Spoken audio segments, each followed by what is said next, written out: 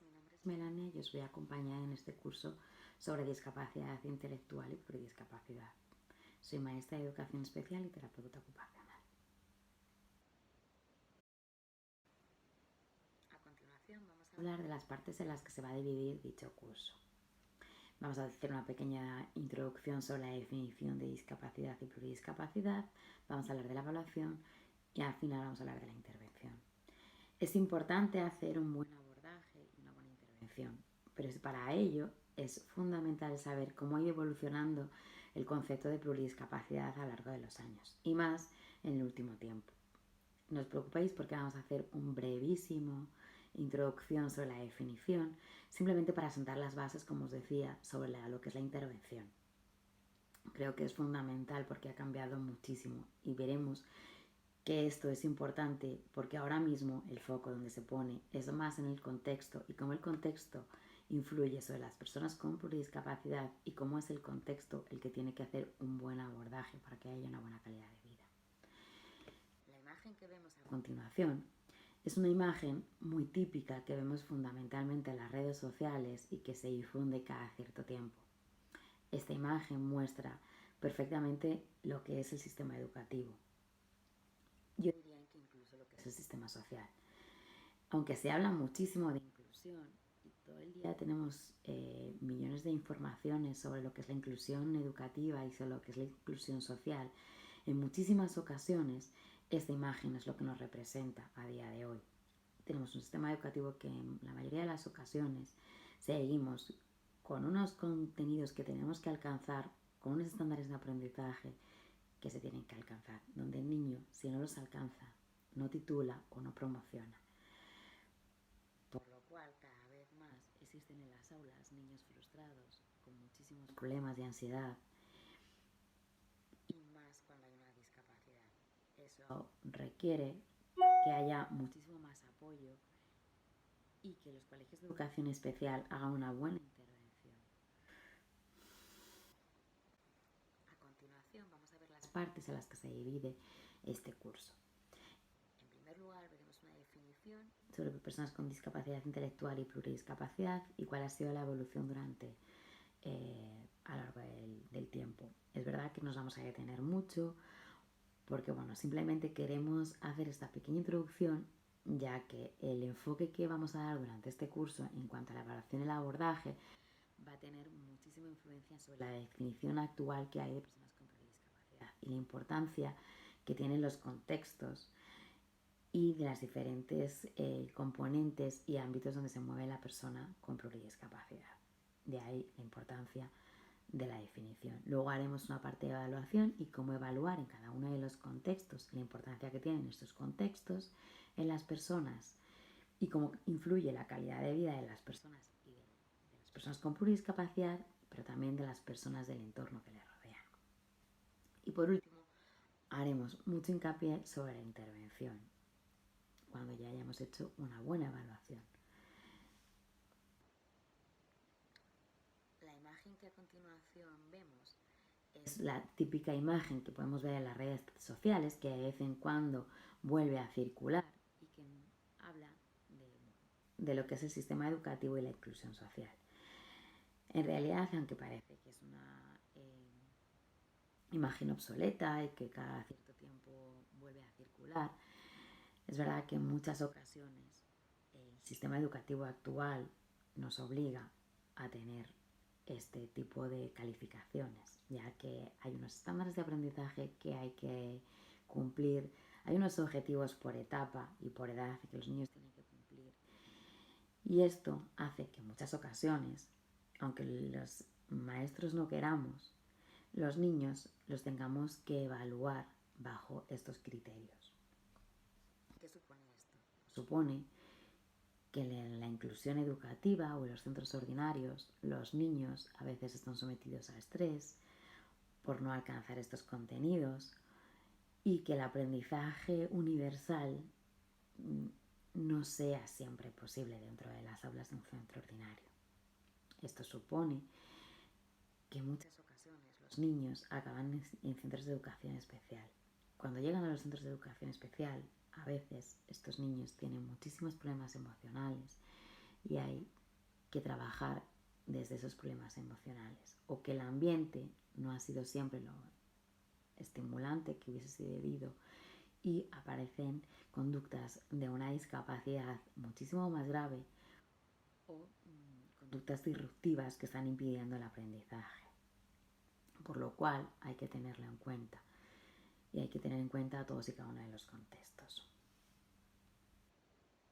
Lo bueno que tenemos en educación especial es que estos estándares de aprendizaje no siempre tenemos que seguirlos al pie de la letra y nos permite tener una mirada muchísimo más amplia hacia el alumno y poder tener un abordaje muchísimo más eficaz.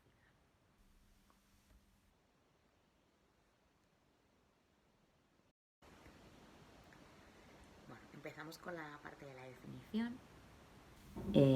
Bueno, como veis, ya en 1980 la Organización Mundial de la Salud define a las personas con deficiencia mental como aquellas personas que tienen limitaciones en la participación. O sea, pone el foco en cómo la persona puede participar en su entorno, no en la competencia que tiene, sino cómo es su participación. Esto que implica que es el contexto el que tiene que favorecer la participación de la persona. Esto, aunque es una definición antiquísima, realmente no siempre se tiene en cuenta. Y en 2002, la Asociación Americana de Retraso Mental nos habla de 5 dimensiones que hay que tener en cuenta a la hora de definir una persona con discapacidad intelectual.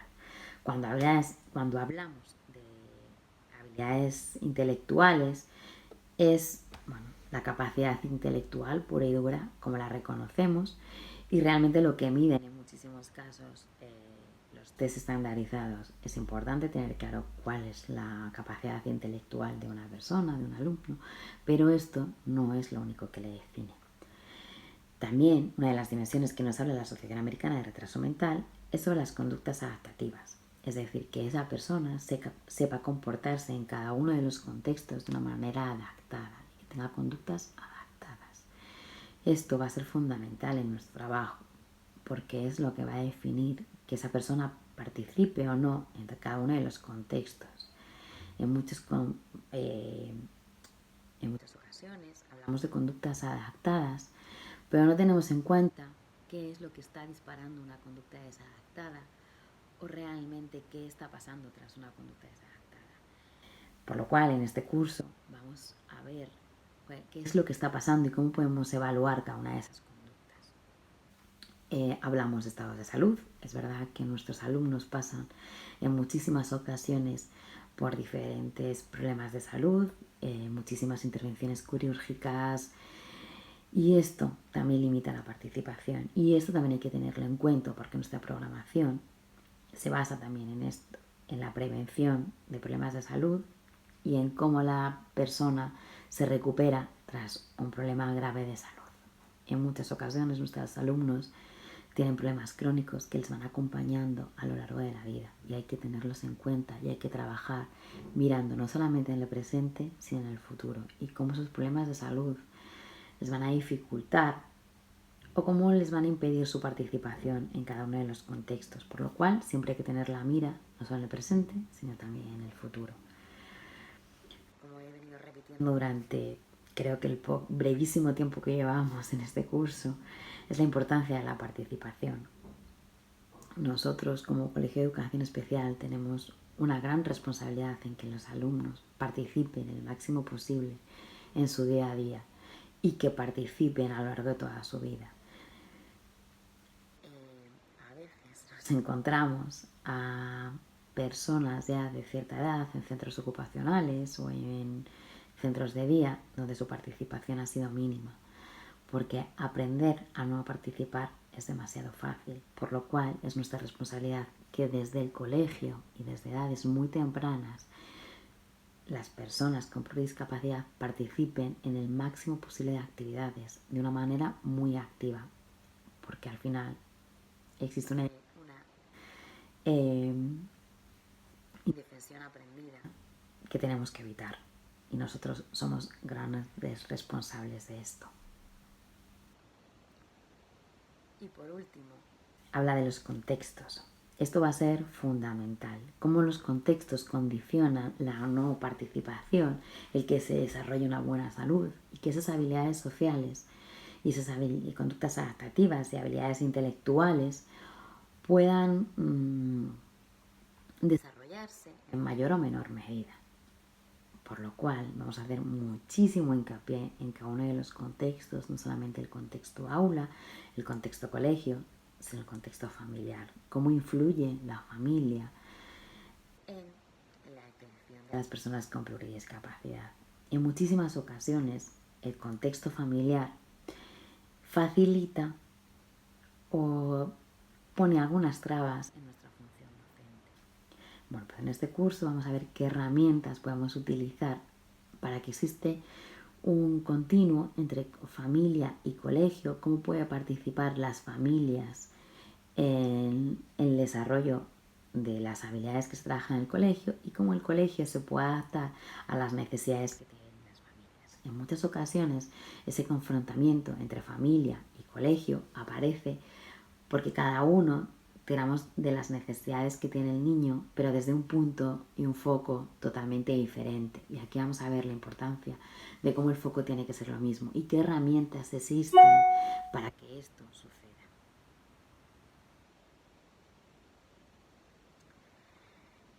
En todo esto es de gran importancia cuáles son los apoyos que necesita una persona con pluridiscapacidad.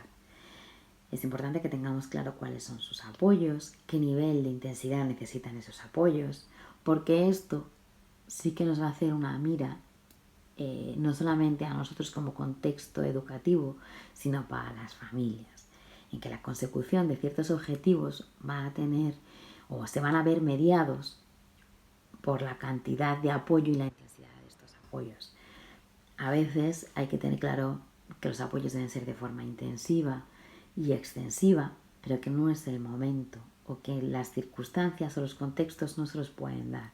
Bueno, pues es claro que hay que tenerlo en cuenta y que esto no tiene por qué perjudicar nuestra práctica, simplemente hay que tenerlo en cuenta y jugar con todos y cada uno de los factores de cada uno de todos los contextos.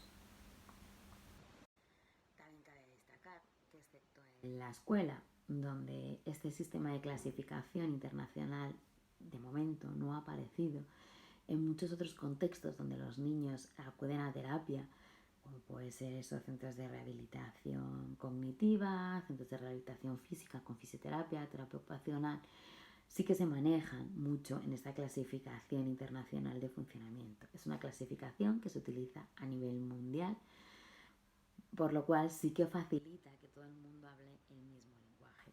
Es verdad que en el colegio no ha aparecido porque es un sistema más sociosanitario, pero es verdad que la población que actualmente está llegando a los colegios de educación especial hace que empecemos a tener una mira sobre este sistema de clasificación, porque es verdad que cada vez los niños que nos llegan a las aulas están muchísimo más afectados y tienen muchísimas más afectaciones, no solamente a nivel intelectual, sino a nivel de estructuras corporales y a nivel corporal, físico y de salud. Esto hace que nosotros necesitemos también una clasificación más sociosanitaria y de contextos. Por lo cual he considerado que era importante que tuviésemos claro esta clasificación que existe, no vamos a entrar en ella, pero que existe y que es verdad que nos hace que todo el mundo, y cuando hablo de todo el mundo hablo a nivel global, no solamente en Madrid, España y en este ámbito, sino en el mundo en general, todo el mundo hable de la misma clasificación. Es decir, cuando yo hablo de que el niño tiene problemas en funciones corporales de miembro superior, y esto tienen además como una especie de códigos, habla de 14.09, todo el mundo estemos hablando de lo mismo, de la misma patología, de las mismas dificultades y de los apoyos que necesita para llevar a cabo esa participación. Esto facilita mucho que todos hablemos el mismo lenguaje. Y creo que la educación en el campo de la discapacidad no nos podemos quedar atrás en este sistema de clasificación y conocerlo por lo menos. Si no lo utilizamos, por lo menos sí conocerlo.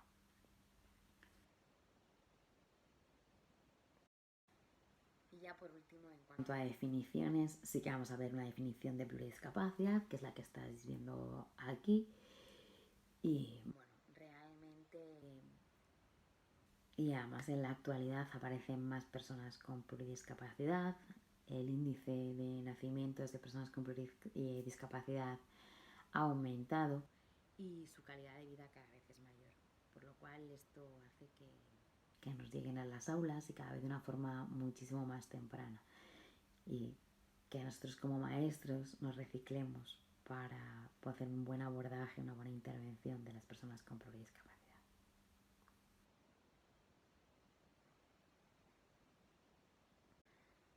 Bueno, os he hablado mucho de la participación en los contextos y vamos a ver a qué nos referimos con los contextos y cómo estos podemos abordarlos desde el sistema educativo.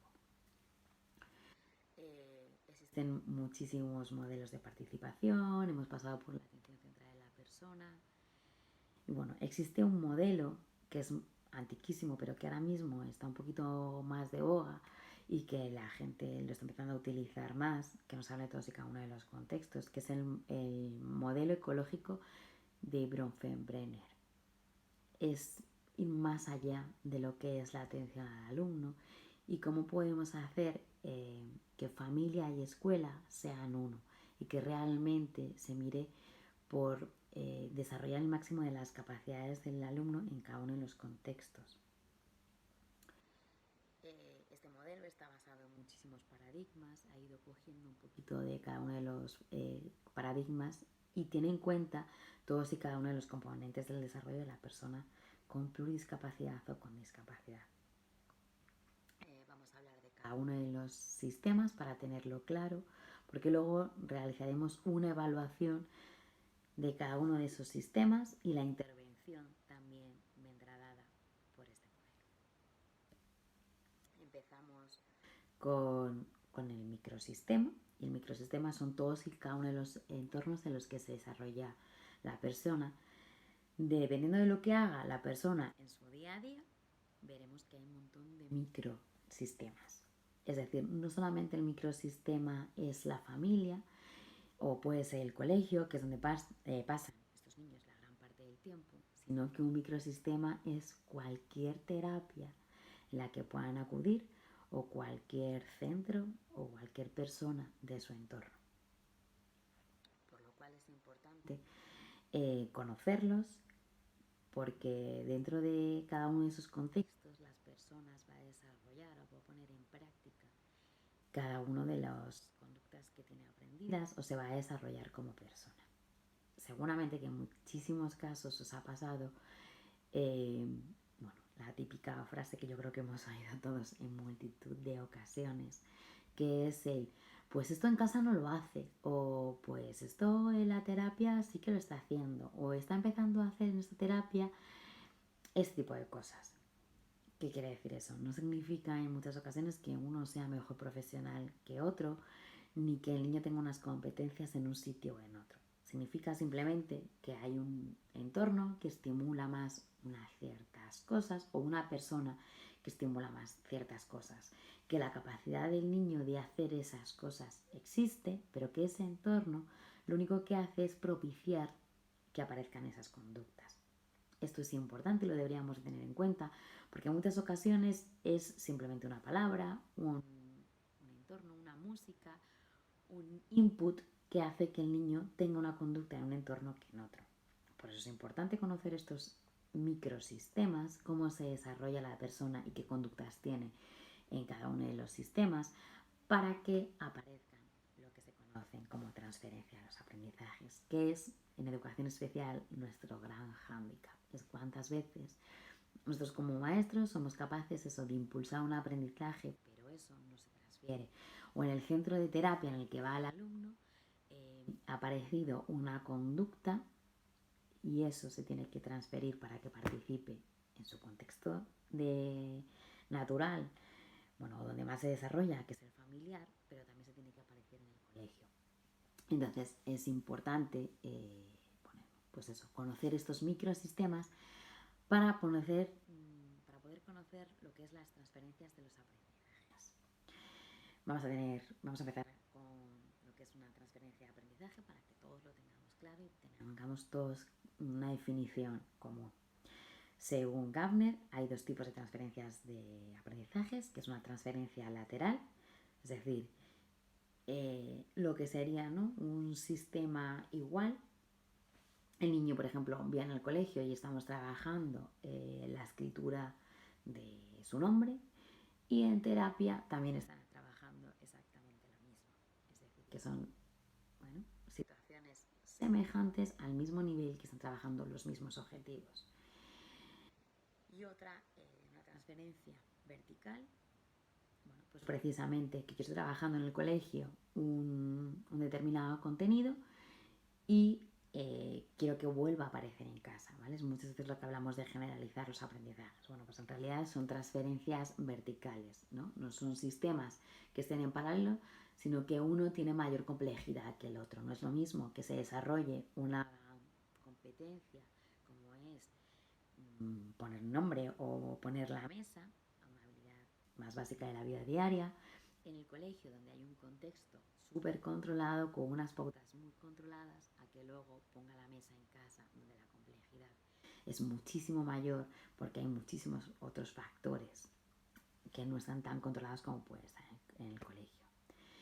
Bueno, otras investigaciones han renombrado estos tipos de aprendizaje o transferencias de aprendizajes como transferencias cercanas, es decir, similares, que se parecen, y transferencias lejanas, es decir, que en contextos que no se parecen en nada.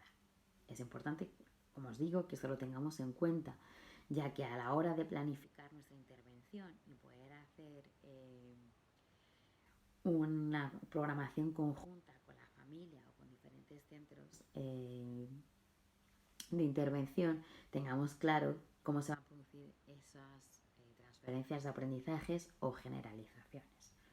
¿Vale? Esto también tiene que estar a veces claro en nuestra programación, y más cuando hablamos de personas con pluridiscapacidad, ya que en muchas ocasiones, bueno, algún objetivo como puede ser el lavado de dientes, pues podemos pedir a la familia que tengan el mismo cepillo de dientes en casa que en el colegio, o en el centro del que va a terapia, que sea el mismo material, que el material se traslade con el alumno, porque a veces es el material, el input del que hablábamos, que dispara ese aprendizaje. Bueno, otra cosa que hay que tener en cuenta no solamente son estos microsistemas, sino el mesosistema. ¿Qué es el mesosistema? Simplemente es ponerle nombre a aquello que trabajamos muchísimo en educación, que es la coordinación de todas las personas que existen y que forman parte de ese microsistema. Esta coordinación es fundamental, como sabéis, y esto tiene un nombre. Se llama mesosistema, que es la relación que se establece entre cada uno de los microsistemas. Hay que tener muy claro y hay que evaluar cómo es esa relación por todas y cada una de las partes, porque esto va a influir muchísimo en el desarrollo de cada uno de nuestros objetivos como colegio. Es importante que exista una buena realimentación y retroalimentación de cada uno de los sistemas. Hay que tener vehículos, por lo cual la intervención también se va a hacer en este sistema, en este mesosistema. Hay que encontrar una forma de que esto sea fluido. ¿Por qué? Porque hay unos elementos que determinan cómo es este mesosistema. Es importante que el flujo de la información sea fluida. Hay que encontrar la manera de que sea fluida, y a cada uno nos vale una cosa, porque bueno, cada uno tenemos un momento vital, una organización, pero hay que hacer una reflexión sobre cómo es este flujo de información. Hay que ver qué es lo que se potencia la conducta en cada uno de los microsistemas y cómo este mesosistema va a favorecer esa potenciación de la conducta y esa participación en cada uno de los ámbitos de la persona. ¿Vale? Es fundamental, porque realmente, y más todos los que formamos parte de otros microsistemas que no es la familia, o incluso la familia. En un momento determinado podemos aparecer y desaparecer. De hecho, hay de curso a curso, hay cambio de profesorado, cambio de grupo, hay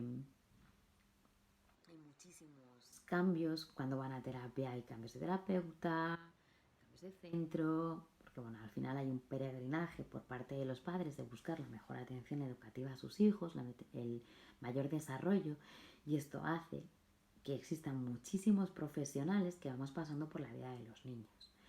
De hecho, hace un tiempo hubo un estudio en el que hablaba precisamente de esto, ¿no? De que un niño con discapacidad, y cuando mayor es su discapacidad, existen muchísimos profesionales que acaban pasando por la vida de estos niños. Llegaban a contar hasta 80 profesionales los que aparecen en un año, a lo largo de un año, en la vida de un niño. Y cuando hablamos de profesionales hablamos de médicos, hablamos de enfermeras, de especialistas, profesores, cualquier persona. Son 80 personas a lo largo de un año que de forma regular pasan por la vida de un niño. Cada uno de nosotros, en nuestra práctica, tiramos de una parte del niño y queremos que él sea un todo y que él se adapte a cada una de nuestras intervenciones como profesionales. Esto a veces es así, no hacemos una reflexión sobre ello, pero todos y cada uno de nosotros tiramos de una parte del niño y pretendemos que el niño se adapte a cada uno de estos contextos. Pero ¿qué hacemos nosotros como contexto para facilitar que el niño se adapte a cada uno de esos y tenga una conducta adaptativa y se desarrolle el máximo de sus capacidades? Es verdad que cada vez más el sistema educativo y los centros de educación especial hacen de este enlace, porque bueno, como veremos más adelante, los niños pasan mucha parte de la jornada de su vida vital en los colegios. Esto hace que nosotros tengamos una gran responsabilidad, que nosotros hagamos el acercamientos a los centros de salud, a ciertas intervenciones quirúrgicas o a intervenciones como pueden ser ir al especialista de ginecología o ir al dentista o lo que es un análisis. Pues nosotros tenemos que hacer esa intervención para que cuando el niño acuda a esos centros de salud tenga un comportamiento adaptado y pueda desarrollar el máximo de capacidades y sea lo menos traumático posible. Por lo cual es importante que nosotros hagamos esa labor. En estos mesosistemas vamos a hacer pues lo que os venía contando, ¿no? Es decir, que existe un apoyo entre nosotros y unos desarrollemos o facilitemos el trabajo de otros. Sé que esto es un poco utopía, pero bueno, veremos durante el curso que existen recursos y mecanismos para hacerlo, que en España se han puesto algunos proyectos piloto que al final no siempre se han llevado a cabo, pero bueno, que existen, que hay centros, como por ejemplo el equipo de paliativos infantiles del Hospital La Paz, que lo lleva a cabo, que funciona fenomenal y bueno, se puede llevar perfectamente a cabo, pero bueno, implica muchísimo tiempo y muchísimos recursos. Pero bueno, veremos cómo se puede llevar a cabo, simplemente por conocerlo y por acercarnos lo máximo posible. Bueno, a continuación vamos a hablar de otro sistema que aparece que no siempre lo tenemos en cuenta, que es el exosistema. Es decir, cuando hablamos de exosistema hablamos de sistemas en los que la persona con pluridiscapacidad no participa de forma directa, pero sí que influye. Como por ejemplo, el grupo de amigos de los hermanos con personas con discapacidad. A veces puede participar de las actividades que haga el hermano y conoce al microsistema que tiene el hermano, pero no influye directamente sobre la persona con discapacidad, pero sí de forma indirecta. Es decir, que el hermano tenga un grupo de apoyo y que pueda tener actividades de forma paralela, de forma lúdica, donde se pueda desarrollar y donde pueda emocionalmente gestionar muchísimas de las actividades o de las situaciones que aparece con el hermano, es fundamental. Que los padres y en muchísimos casos las madres, porque se siguen encargando de gran parte del desarrollo de los alumnos con discapacidad, tengan un grupo de apoyo, tengan salidas periódicas, tengan un microsistema, es fundamental y va a influir de una manera u otra en las personas con discapacidad. Por lo cual es importante tenerlas en cuenta y saber cómo éstas influyen y de qué manera podemos contar con ellas. ¿Vale? Veremos que hay herramientas para saberlo y para inducirnos. Es más, diría que es importante también que para nosotros como cuidadores, como profesores, tengamos esos momentos de descarga. Es lo que siempre hemos llamado cuidar al cuidador. Pues eso sería estos exosistemas, es decir, cómo el cuidador se cuida. Algunos de los factores que influyen en estos exosistemas son las opiniones. Hay que tener claro, qué opiniones tienen terceros, cuál era la historia previa de las familias antes de tener una persona con discapacidad en sus vidas, de otros terapeutas, un poco saber, ¿no?, de dónde viene, pero fundamentalmente de las familias más cercanas y que se relacionan y que forman parte de esos microsistemas. Es importante también saber la satisfacción que tienen los padres y los hermanos de realmente las relaciones que establecen con sus microsistemas. ¿Por qué? Porque en algún momento nos van a servir como apoyo en nuestra programación o incluso como dificultad. Digo, cómo van a entorpecer alguna labor.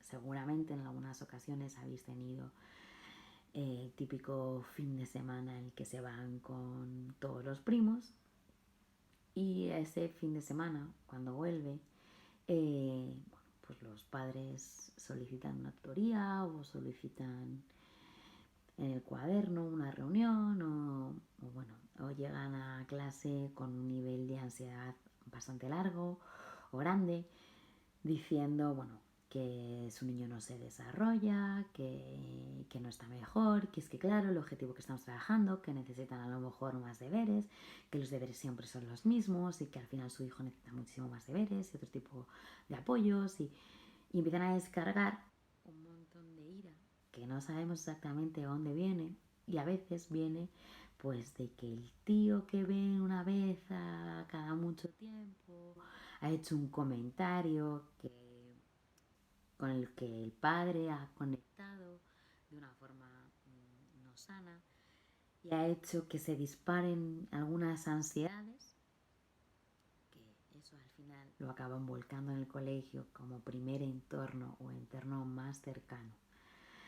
Por lo cual hay que tener en cuenta cuáles son las relaciones que tienen con algunos familiares, cómo eso puede beneficiar o perjudicar ciertas emociones o disparar ciertas emociones y eso nos va a influir en nuestra práctica educativa y que nosotros lo tengamos en cuenta a la hora de recoger ciertas impresiones de los padres en un momento determinado o poder manejar esas situaciones, ¿no? A veces por lo típico, ¿no? Vienen de revisión con el cardiólogo y entonces les da una mala noticia y a veces nos impide ver, ¿no?, o que pensemos con claridad de que realmente el disparo que tienen contra nosotros o contra nuestro sistema o contra el colegio no es realmente contra nosotros, sino con lo que les ha dicho el médico. Y es más fácil canalizar esa mala noticia en un ambiente como el colegio, donde ya hay una cierta confianza, que realmente sobre el neurólogo, que lo ven durante muy poquito tiempo, o sobre el cardiólogo, que lo ven muy poquito tiempo, les dan la noticia y en algunos casos les despiden. Así que es importante tener esto claro. Y ya por último, es importante tener claro cuál es el sistema educativo actual y más ahora en los tiempos que corren con esta campaña un poco en contra de la educación especial y a favor de la inclusión educativa. Más a favor de la inclusión educativa. Ese es el momento que nos está tocando vivir. Es el momento en el que nuestra práctica educativa se está poniendo en tela de juicio y cómo los niños deberían estar todos en inclusión. Realmente vemos cómo llegan los niños a educación especial y lo que tenemos que hacer nosotros para desarrollar al máximo las capacidades. Todo esto hay que tenerlo en cuenta.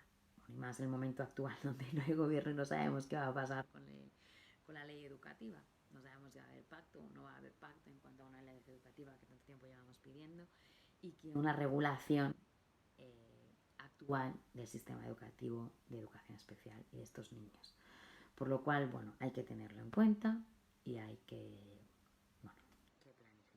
Y más, pues lo que hablamos, ¿no? De la inclusión, que todo el mundo piensa que todos los niños deberían de estar en un centro ordinario con los apoyos. Y como sabemos, no siempre eso es posible.